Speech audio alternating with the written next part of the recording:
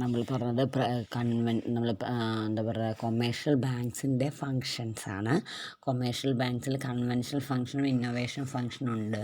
അതിൽ conventional ഫങ്ഷനിലാണ് primary ഫങ്ഷനും secondary ഫങ്ഷനും. അതിൽ primary ഫങ്ഷനിലെ ആസെപ്റ്റും deposit പഠിക്കൽ കഴിഞ്ഞു.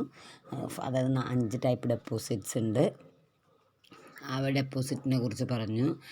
പിന്നെ പറഞ്ഞത് നമ്മളുടെ മേക്കിംഗ് ലോൺസ് ആൻഡ് അഡ്വാൻസസ് ആണ്. മേക്കിംഗ് ലോൺസ് ആൻഡ് അഡ്വാൻസസിൽ നമ്മൾ 7 ടൈപ്പ് ലോൺസ് ആൻഡ് അഡ്വാൻസസിനെ കുറിച്ച് പറഞ്ഞു. വേരിയസ് ടൈപ്പ് ഓഫ് അഡ്വാൻസസിനെ കുറിച്ച് പറഞ്ഞു. ദെൻ കൊമേഴ്ഷ്യൽ ബാങ്ക്സിനാണ് ഇൻവെസ്റ്റിംഗ് ഫണ്ട് എന്ന് പറയുന്നത്. അതായത് ഇപ്പോൾ നിർബന്ധമാണ്, മോഡേൺ ബാങ്കർക്ക് വളരെ നിർബന്ധമാണ്, he has to invest his fund in to government സെക്യൂരിറ്റീസിലും ഷെയർസിലും ഡിബഞ്ചേഴ്സിലും. അവർക്ക് ഡിവിഡൻറ്റും ഇൻട്രസ്റ്റ്, അതായത് ഡിവിഡൻറ്റ് ഇൻട്രസ്റ്റ് കിട്ടാൻ വേണ്ടിയിട്ട് കമ്പൽസറി ആണ് കൊമേഴ്ഷ്യൽ ബാങ്ക്സിന്. It's a part of their investment should be invest in government other approved സെക്യൂരിറ്റിയിൽ ഇൻവെസ്റ്റ് ചെയ്യണം എന്നുള്ളത്. അപ്പോൾ 4മത്തേതാണ് ഇൻവെസ്റ്റിംഗ് ഫണ്ട്. പിന്നെ പറയുന്നത് ക്രെഡിറ്റ് ക്രിയേഷൻ. ഈ ക്രെഡിറ്റ് ക്രിയേഷൻ എന്ന് പറഞ്ഞു കഴിഞ്ഞാൽ ഒരു important and unique function of modern ബാങ്കിൻ്റെ യൂണിക് ഫങ്ഷനാണ് ക്രെഡിറ്റ് ക്രിയേഷൻ എന്ന് പറയുന്നത്. ഈ ബാങ്ക് റിസീവ് ചെയ്യുമ്പോൾ, ഡെപ്പോസിറ്റ് റിസീവ് ചെയ്തതിൻ്റെ കുറച്ച് ഭാഗമാണ് ആർക്ക് കൊടുക്കുന്നത്, ലോൺസ് ആൻഡ് അഡ്വാൻസസ് കൊടുക്കുന്നത്. അപ്പോൾ ഇത് ഓട്ടോമാറ്റിക്കലി ക്രെഡിറ്റ് ക്രിയേറ്റ് ചെയ്യുന്നുണ്ട്. ഒരു ബാങ്കിൻ്റെ മണി ലെൻഡ് ചെയ്യുമ്പോൾ നമ്മൾ ശരിക്കും പറഞ്ഞാൽ ഡെപ്പോസിറ്റ് ഒരു ക്രെഡിറ്റ് ഡെപ്പോസിറ്റ് ആയിട്ടാണ് ബാങ്ക് ട്രീറ്റ് ചെയ്യുന്നത്.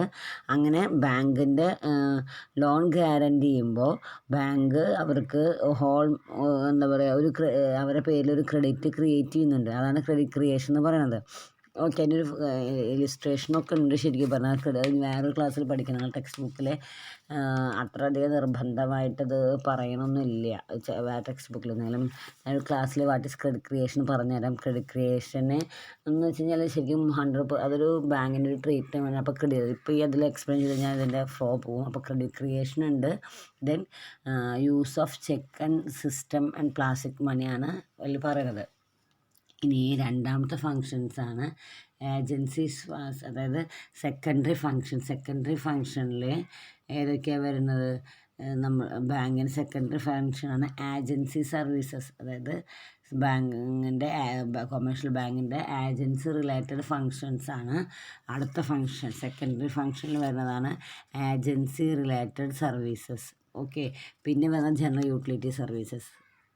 അത് സെക്കൻഡറി ഫങ്ഷനിൽ വരുന്ന ഏജൻസി സർവീസസും general utility സർവീസസും.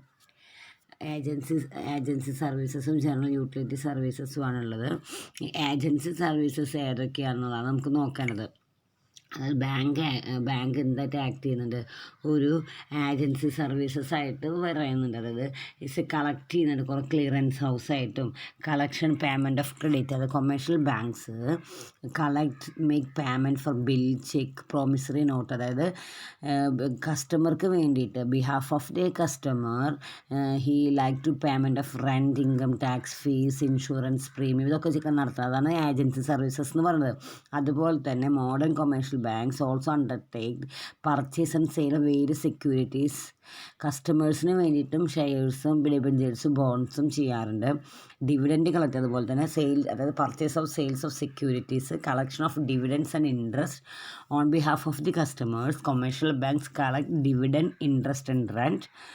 Act as A trust and executor. അതായത് ഫോർ കസ്റ്റമർക്ക് വേണ്ടിയിട്ട് he's work as A trustee executor ആയിട്ട് വർക്ക് ചെയ്യാറുണ്ട്. അതുപോലെ എക്സിക്യൂഷൻ ഓഫ് സ്റ്റാൻഡിങ് ഓർഡർ. അതായത് the bank execute the standing order. അതായത് നമുക്ക് ഇൻഷുറൻസ് എൻ്റെ സാലറി ഇത്ര രൂപ ഇന്ന ദിവസം ഇന്ന അക്കൗണ്ടിലേക്ക് ട്രാൻസ്ഫർ ചെയ്യണം, അതൊരു ഇൻസ്ട്രക്ഷൻസ് കൊടുക്കാം. ഓക്കെ, അതിന് ചെറിയൊരു കമ്മീഷനെ സെർവ് ചെയ്യുന്നതാണ് സ്റ്റാൻഡിങ് ഇൻസ്ട്രക്ഷൻസ് എന്ന് പറയുന്നത്. അതുപോലെ തന്നെ act as a correspondent of a representatives. അതായത് കൊമേഴ്ഷ്യൽ ബാങ്ക്സ് കസ്റ്റമേഴ്സിന്, അതായത് വണ്ടി ബുക്ക് ചെയ്യുക, അതിന് പാസ്പോർട്ട് കളക്ട് ചെയ്യുക, ടിക്കറ്റ് ബുക്ക് ചെയ്യുക, അങ്ങനെ ആക്ട് ആസ് കറസ്പോണ്ടൻ്റ് ആയിട്ട് വർക്ക് ചെയ്യുന്നുണ്ട്. Transfer of money. അതായത് commercial bank transfer money from the customers one place to another bank, അല്ലെങ്കിൽ another from one bank to another transfer ചെയ്യുന്നതൊക്കെ എന്തിൽ വരുന്നതാണ്? ഏജൻസി സർവീസസിൽ വരുന്നതാണ്. Okay, commercial banks primary secondary ഫങ്ഷനിൽ വരുന്ന ഫസ്റ്റ് ഫങ്ഷനാണ് ഏജൻസി സർവീസസ്. ഓക്കെ, അപ്പോൾ ഏജൻസി സർവീസസിൽ കൊമേഴ്ഷ്യൽ ബാങ്ക്സ് ചെയ്യുന്ന സെക്കൻഡറി ഫങ്ഷൻ ഏജൻസി സർവീസസിൽ ഈ ഇത്തരത്തിലുള്ള എല്ലാ സർവീസസും ഏജൻസി സർവീസസിൽ വരും. Fund transfer, cheque collection, payment, portfolio management, ഇങ്ങനെ എല്ലാ കാര്യങ്ങളും സെക്കൻഡറി ഫങ്ഷൻ ഏജൻസി ഫങ്ഷനിൽ വരുന്നതാണ്. ഓക്കെ, അപ്പോൾ അത് നിങ്ങൾ പഠിക്കുന്ന ടെക്സ്റ്റ് ബുക്കിൽ അതുണ്ട്. നിങ്ങൾ ടെക്സ്റ്റ് ബുക്ക് കിട്ടാത്ത കുട്ടികൾ അത് എത്രയും പെട്ടെന്ന് വായിച്ച് പഠിക്കുക വേണം കേട്ടോ. എത്രയും പെട്ടെന്ന് പഠിക്കുക. ഞാൻ പിന്നെ ആകെ ഏജൻസി സർവീസസ് മാത്രമേ പറഞ്ഞു തന്നിട്ടുള്ളൂ. ടെക്സ്റ്റ് ബുക്ക് കിട്ടാത്ത കുട്ടികൾ ഇപ്പോൾ ടെക്സ്റ്റ് ബുക്ക് വാങ്ങിക്കുക. ഫസ്റ്റ് യൂണിറ്റ്സിൽ 49ാമത്തെ പേജാണ് ഇപ്പം എടുത്തുകൊണ്ടിരിക്കുന്നത്. അപ്പോൾ അത് നിങ്ങൾ പഠിക്കുക. Okay, thank you.